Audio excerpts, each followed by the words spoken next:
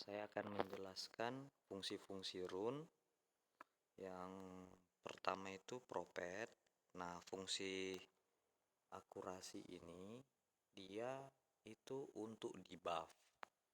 Jadi hero-hero yang banyak menggunakan debuff, kalau akurasinya tinggi, kemungkinan debuffnya itu semakin tinggi berhasilnya terhadap musuhnya.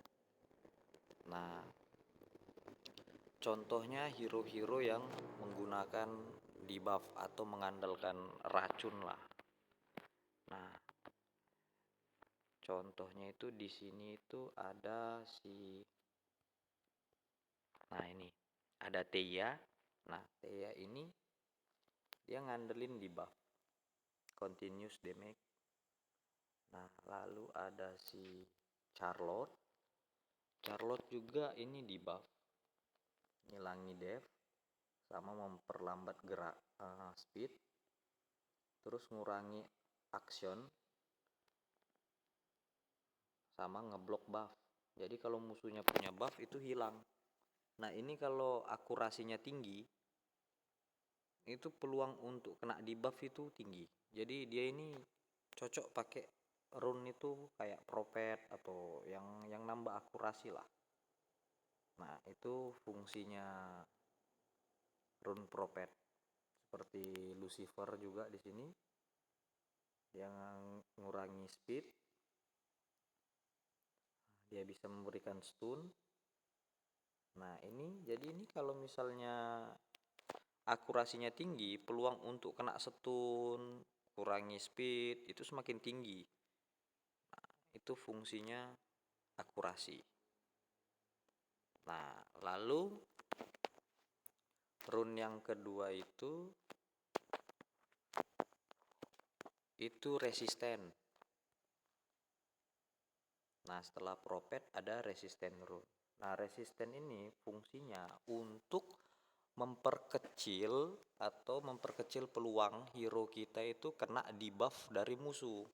Nah, kalau prophet memperbesar peluang untuk memberikan debuff, kalau resisten memperkecil terkena debuff dari musuh. Jadi semakin tinggi resisten yang hero kita miliki, semakin kecil juga peluang untuk kena debuff gitu.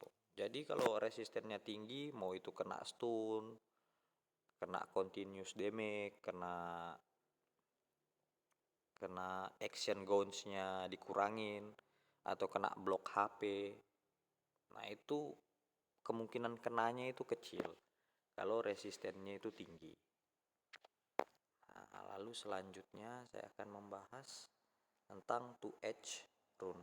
Nah, ini attack-nya 50%, mobility-nya kurang 1. Jadi 2H ini mirip dengan charge rune, cuman bedanya charge dia attack-nya 35%, tapi dia nggak ada ngurangin mobility, dia mobility-nya tetap jalan seperti biasa. Nah, mobility ini itu langka. Jadi kalau misalnya Esperanza bisa jalan sebanyak 6 kotak atau 5 kotak, nah dikurangin 1, jadi cuman 4 kotak. Dari 5 jadi tinggal 4, dari 6 tinggal 5, seperti itulah. Tapi damage-nya itu 50%. Jadi lumayan sakit ini 2H ini. Nah, kalau untuk Guardian Rune ini memberikan shield ke teman-temannya atau ke timnya, ke sekutunya sebanyak 15% selama 3 turn. Itu sebesar 15% dari HP-nya. Jadi ini kalau HP-nya tinggi, nah dia dapat tambahan itu 15% shield, dapat perisai, tapi hanya 3 turn aja. Setelah dari itu dia hilang gitu, nggak ada lagi. Nah, kalau pincer ini memberikan damage 15% dari temennya. Jadi kalau setiap temennya bermain itu akan ada dapat damage tambahan itu sebesar 15%. Nah, action gauge ini mirip seperti sweep. Dia mirip seperti sweep. Bedanya hero yang make rune ini semakin berkurang darahnya atau semakin sekarat dia semakin sering bermainnya gitu, makin tinggi peluang bermainnya. Nah, itu untuk Petien runes. Nah, untuk destruction rune ini menghancurkan 3% dari max HP musuh. Nah, jadi contohnya gini, darahnya misalnya ada 5.000. Darah penuhnya itu ada 5.000 atau HP-nya ada 5.000. Itu setiap di hit itu kurang 3% dari 5.000. Jadi seandainya dia pakai rune vampir kan nambah lagi darahnya, bisa penuh lagi darahnya. Tapi dia nggak bener-bener penuh, karena udah dibakar sama destruction rune ini. Jadi kalaupun penuh lagi darahnya itu udah nggak 5.000 lagi, udah jadi 4.700, jadi 4.500, 4.200 dan seterusnya lah, seperti itu. Jadi ini destruction ini cocok untuk boss sih. Kalau untuk PvP saya rasa kurang cocok. Dia lebih cocok untuk ke boss, untuk farming. Jadi buat boss yang darahnya tebal kan, kalau boss kan darahnya bisa sampai 10.000, ada yang 20.000, ada yang 50.000. Nah, ini habis dibakar 3% setiap kali main sampai betul-betul habis lah. Nah, kalau untuk Vanguard ini dia nambah attack ke semua teman-temannya sebesar 5%. Nah, jadi satu setnya itu hanya pakai 2 rune. Nah, jadi kalau satu hero itu bisa pakai 6 rune, jadi bisa dapat 3 set. Jadi kalau kalian pasang 3 itu ya timmu dapat 15% damage. Lumayan lah. Nah, jadi yang berikutnya saya akan kasih tahu soal farming. Nah, ini lumayan. Jadi main quest ini hadiahnya ini lumayan. Jadi kalau kalian udah sanggup, kerjain aja questnya di sini. Ini dropnya ini lumayan, hadiahnya ini lumayan membantu lah. Jadi kalau udah rune kalian udah oke, semuanya udah oke, kerjain aja main quest. Main quest ini seperti season 1 Lost Kingdom, season 2 The Broken King. Ini udah saya kerjain semua. Tuh hadiahnya itu lumayan. Sama Path Guide. Ini juga dropnya ini hadiahnya lumayan membantu. Jadi kalau udah sanggup, rune-nya udah oke, semua udah oke, kerjakan aja Path Guide-nya. Lalu yang perlu kalian kerjakan lagi itu Tower of Arrogance. Nah, ini dropnya juga lumayan. Jadi kalau rune kalian udah sanggup, udah semua, nah, silakan kerjain aja yang normal dan yang hard. Dan yang di bawah ini untuk daily dia berubah-berubah. Itu dropnya sangat membantu. Nah, jadi seperti itulah kira-kira. Lalu Alterim ini juga, ini dropnya lumayan bagus juga untuk daily, cocok. Jadi tiap hari itu punya kesempatan 3 kali main. Jadi kerjain aja semuanya daily. Sama Rift juga untuk silver, tambahan silver setiap harinya. Misi utama itu dikerjain aja gitu. Terus nggak perlu buru-buru juga. Ini gamenya ini termasuk game santai gitu. Jadi mainnya itu jangka waktu panjang pun nggak apa-apa. Yang penting dinikmati aja gitu. Nggak usah buru-buru karena nggak ada yang mau dikejar juga gitu. Arenanya juga gitu-gitu aja. Terlampau buru-buru pun susah juga karena kayak mana ya? Ya kayak di arena gitu kan, kalau kita buru-buru kepengen max 70 semuanya. Rata-rata yang main di sini juga itu udah lama-lama semua. Jadi rune mereka itu udah kuat gitu. Jadi kalau mau ngegas gitu, mau maksa gitu ya harus top up. Tapi kalau free player ya santai aja mainnya, nikmati aja gitu. Nah, terus ini juga kalian ini sangat membantu juga. Kalian buka aja semua slotnya. Kalian buka slotnya itu kadang-kadang itu nanti dikasih itu scroll, tapi yang untuk ngegacha tuh ini advance. Nah, ini biasanya di silver itu harganya cuman 180.000 gitu untuk satu scroll. Jadi kalau beruntung itu dapat itu. Jadi lumayan bisa beli. Sama dapat juga Light of Darkness dari situ juga. Tapi dia itu bukan bukan utuh gitu, dia harus dikerap lagi gitu, jadi dapat piece-nya gitu. Nah, itu lumayan juga itu. Jadi dari Silver Store ini buka aja semua kotaknya, nanti setiap 1 jam sekali kan dia refresh. Atau kalau kalian nggak mau nunggu 1 jam, refresh pakai 3 diamond gitu. Tapi kalau mau santai santai aja gitu, nggak ada yang mau dikejar juga, nikmati aja semua yang ada event dikerjain, lama-lama kuat juga kok karakternya. Ya intinya seperti itulah main game ini, karena game ini termasuk game santai gitu, nggak perlu buru-buru. Jadi kerjakan aja Tower of Arrogance-nya untuk daily, Alterimnya, baru rune, Dungeon kalau udah kuat gitu, sama arena juga. Itu aja sih intinya game ini. Kalau untuk hero itu ya itu masing-masing dari kalian lah. Intinya semua hero di sini sangat berguna, nggak ada yang nggak berguna, semuanya bagus. Tergantung kalian playstyle kalian itu seperti apa. Mau suka hero racun ada, mau suka tank ada, mau suka damage gila-gilaan ada. Tapi itulah yang perlu kalian tahu, nggak ada hero yang sempurna, semua ada kekurangannya. Itu aja. Jadi nggak ada hero overpower, itu nggak ada, semua balance kok.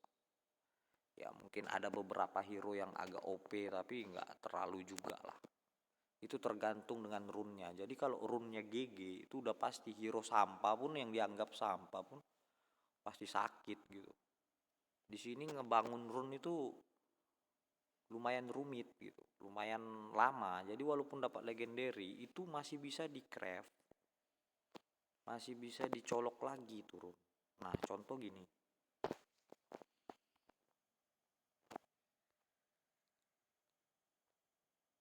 ya contohnya tuh seperti ini.